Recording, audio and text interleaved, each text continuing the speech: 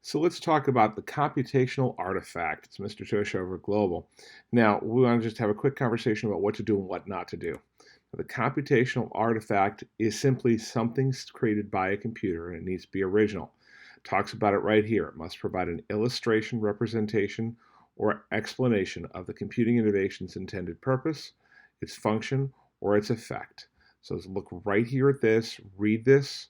You need to make sure that this is also not repeating the information you're supplied in your written responses.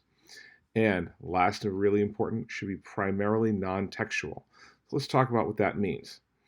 So it's original. We already talked about that. And then the next thing we're going to talk about what it isn't.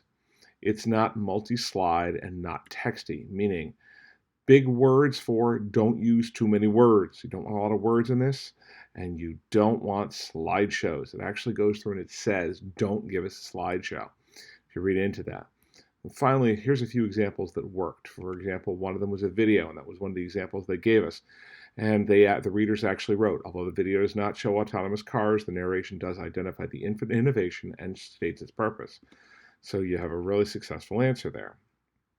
The PDF.